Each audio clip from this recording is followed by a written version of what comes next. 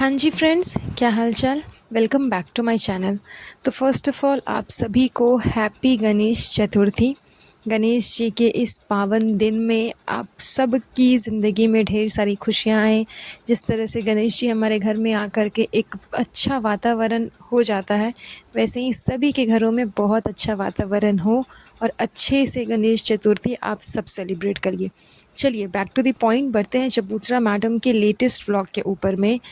जिस तरह से चबूतरा ने अपने लेटेस्ट वाले व्लॉग में दिखाया कि वो कितनी ज़्यादा अपने आप को एज अ बच्चा प्रिटेंड करती है, कितनी ज़्यादा वो अनसिक्योर फील करती है जब रिज़ा के बारे में कोई बात की जाती है, रिज़ा की तारीफ़ की जाती है, कितनी ज़्यादा वो इर्रेस्पॉन्सिबल है कि उससे अपना खुद का फ़ोन नहीं संभलता, खुद का हेडफ़ोन नहीं संभलता।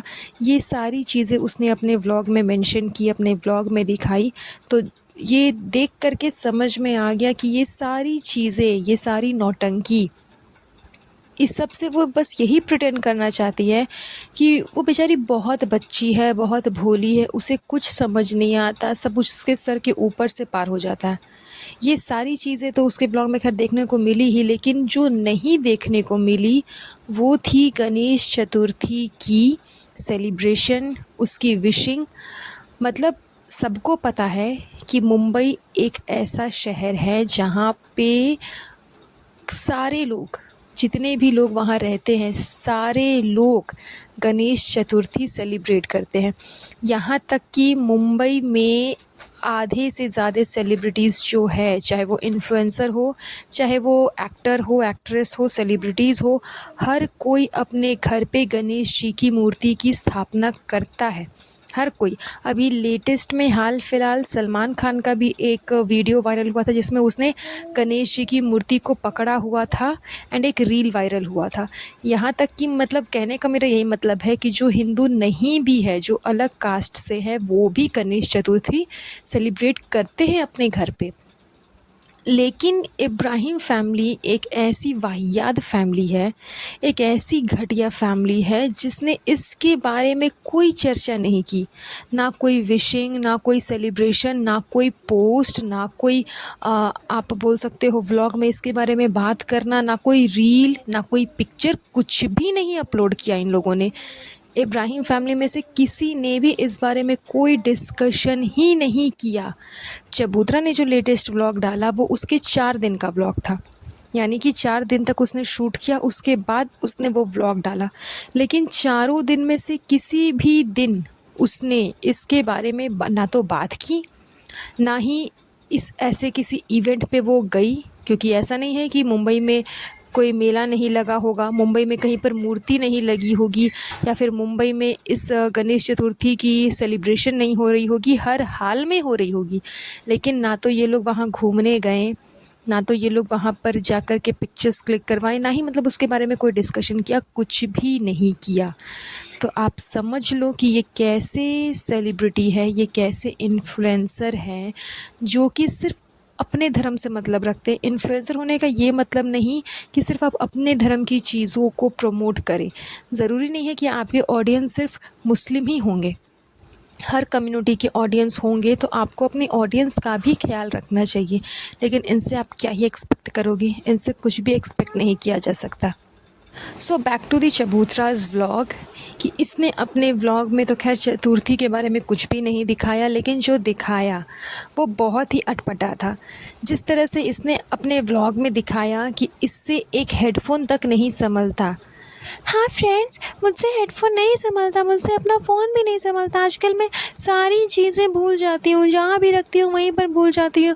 ये सारा काम मेरे गुटकू का है फ्रेंड्स, कि मैं सामान भूलते जाती हूँ और वो उठा उठा करके लाते जाता है। मतलब मुझे ये सोचना चाहिए कि अगर मैं सामान भूल जाती हूँ तो मैं सामान लेकर के जाऊँ क्यों घर से। मुझसे मेरा फ़ोन तक नहीं संभलता, वो सब काम गुटकू करता है। गुटकू ही सब जगह से उठा उठा करके लाता है। इसी बीच में रिज़ा का हेडफ़ोन जो है वो जिम में ही छूट गया फ्रेंड्स। लेकिन मैं दोबारा जाना नहीं चाह रही थी फ्रेंड्स, क्योंकि मैं उस दिन जिम नहीं गई थी फ्रेंड्स, और मैंने आप लोगों से झूठ कहा कि आज भी हमारा जिम हो गया है। और यकीन दिलाने के लिए ये सारे पैंतरे मैंने आजमाए थे फ्रेंड्स। घबराहट हो रही है गुड को। मतलब जो लड़की से एक हेडफ़ोन तक नहीं सँभलता, उल्टा वो रिज़ा को ही ब्लेम कर रही है कि मैं छोड़ नहीं देती, मेरी ये आदत नहीं है, वो मुझसे छूट जाती है। एंड गुटखा किंग हमेशा रिसीव कर उठा लेता है, लेकर के आ जाता है, तो उसे उठाना चाहिए था, उसे लेकर के आना चाहिए था, ये मेरी गलती नहीं है। मतलब खुद छोड़ दी है, लेकिन अपने आप को इतना अच्छे से प्रेज़ेंट कर रही है कि ये मेरी गलती नहीं है, तुम्हारी गलती है, तुम क्यों लेकर के गई? तुम वहाँ गाना सुनने गई थी, हाँ, तुम वहाँ गाने सुनने गई थी। अरे यार, वो गाना सुने चाहे ना सुने, लेकिन अपनी चीज़ों का ध्यान हर एक इंसान को रखना चाहिए ना, कि मैं अपने सामान को अगर लेकर के जा रही हूँ तो मैं प्रॉपर जहाँ उसे रख रही हूँ वहाँ से मैं उसे उठा कर के वापस अपने साथ लेकर के आ जाऊँ। लेकिन इसके अंदर ये सारी क्वालिटीज़ है ही नहीं। जो लड़की अपने फ़ोन का ध्यान नहीं रख सकती, अपने सामान का ध्यान नहीं रख सकती, वो किसी और का ध्यान क्या रखेगी? किसी बच्चे का ध्यान क्या रखेगी? किसी बच्चे के सामान का ध्यान कहाँ से रखेगी? जिस तरह से मैडम साहिबा अपने बेबी के लिए अलग से हर एक चीज़ का बैग तैयार कर लेती है, चाहे वो उसके खाने का बैग हो, चाहे वो उसके खिलौनों का बैग हो, या फिर कपड़ों का बैग हो, या फिर कॉस्मेटिक्स, क्रीम्स, इन सब चीज़ों का बैग हो, हर चीज़ के लिए वो रूहान का अलग अलग बैग तैयार करती है। एंड उसी तरीके से लेकर के जाती है, एंड उसी तरीके से वापस याद से लेकर के भी आती है। तो अगर ये सिचुएशन चबूतरा के साथ में आएगी तो ये क्या करेगी? ये अपने सामान का तो ध्यान नहीं रख सकती, ये अपने बच्चे के सामान का क्या ही ध्यान रखेगी? तो आप सोचो कि ऐसी लेडी मतलब कैसे ये कंसीव करेगी, कैसे ये आगे अपना फ्यूचर चलाएगी? मुझे तो इसका कुछ समझ में ही नहीं आता। इतना ज़्यादा अपने आप को बच्चा दिखाना, इतना ज़्यादा अपने आप को उल्लू दिखाना, बेवकूफ़ दिखाना कि मुझे किसी भी चीज़ की नॉलेज नहीं है, मैं बेवकूफ़ हूँ। एंड इसने हवा में ही रेस्टोरेंट खोल दिया। अगर रेस्टोरेंट का कारोबार जितना भी है वो सब इसे संभालना होता तो ये तो उसे डुबा ही देती। अगर गुटखा किंग नहीं होता, वो मैनेज नहीं करता, तो ये तो उसे अच्छा खासा डुबा देती। इसे तो याद ही नहीं रहता कौन से सामान कहाँ लेकर के गई है, कौन से सामान कहाँ से लेकर के आना है, तो इतना बड़ा बिज़नेस ये कहाँ से संभालती।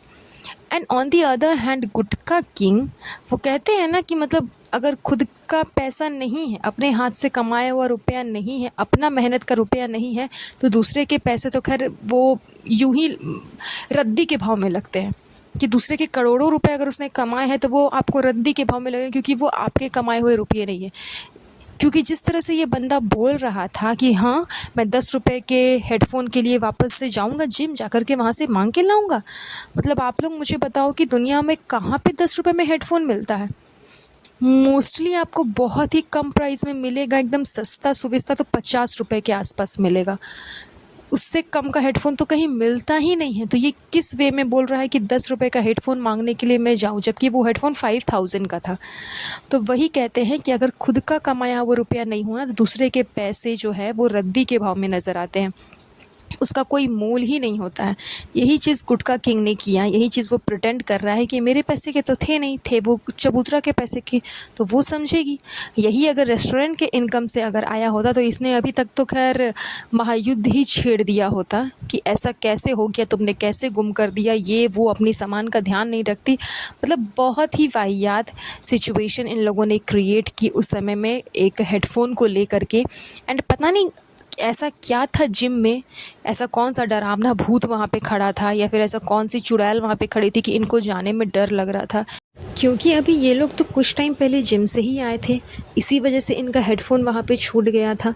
तो फिर वापस से जा कर के अपना सामान लेने में, अपना हेडफ़ोन लेने में ऐसी कौन सी शर्मिंदगी वाली बात हो गई, मुझे ये बात समझ में नहीं आई।